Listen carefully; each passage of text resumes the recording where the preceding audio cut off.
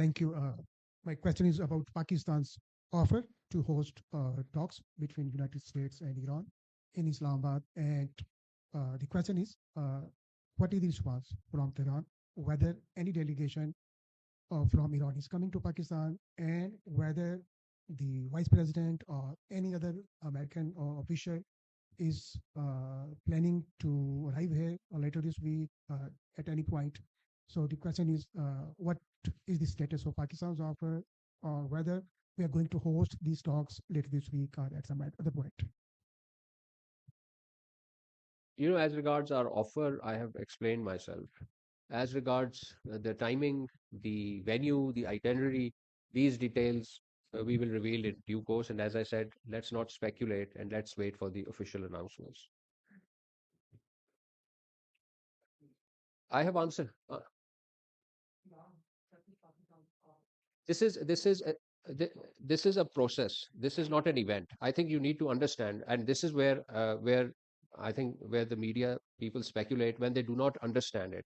We do not have an event specific process here. You need to distinguish between the process and the event. The event is not whether one side accepts it or not. It is about the process, and the process developments in the process will be announced as and when they happen. So please do not focus yourself on any specific event, whether the 15 points have come, whether the 5 points have been shared, whether side A has accepted, whether side B has rejected.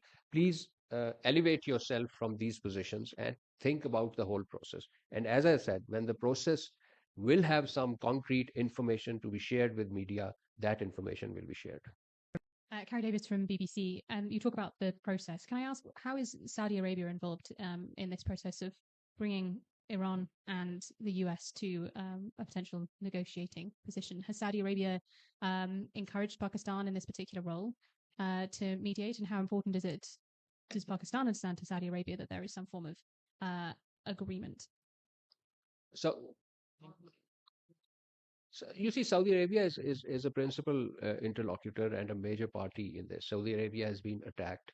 So of course, the conversation with Saudi Arabia has gone on. I just referred to the telephone conversation that took place between our Prime Minister and the Crown Prince, and also earlier than that between our Deputy Prime Minister, Foreign Minister, and with the Saudi Foreign Minister. So these conversations are ongoing. Saudi Arabia is, of course, a close brotherly country, and whatever we do in terms of our advocacy for peace, dialogue, and peaceful settlement of dispute, this is in very close coordination with Saudi Arabia. And this is true with.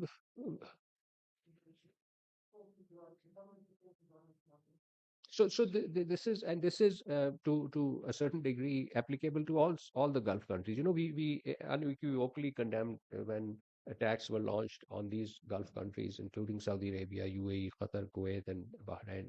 So yes, I mean they are our interlocutors, and I think, and as I said, we have our position is principled and it is anchored in international law, in UN Charter, and it is not against any single country. This is where our position is respected across the international capitals, across the regional capitals. So yes, our dialogue goes on with these countries, and we obviously take their views in furthering whatever we engage and howsoever we engaged diplomatically on these issues. Thank you. Sir, this is Hunain Amin for South Era. I was wondering, taking it back to Iran and Pakistan, but this time Pakistan not as a mediator or an arbiter. This time Pakistan as an active actor.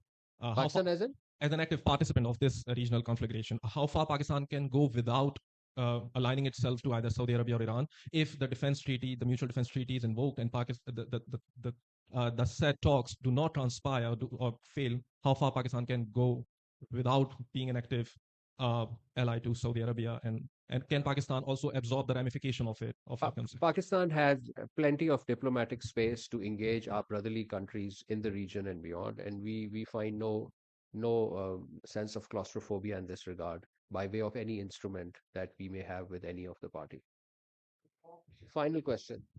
I think you need to be more optimistic. If the talk fails, if the heavens fall, if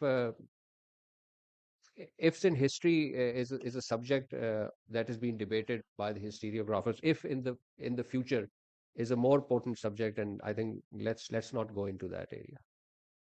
Final question.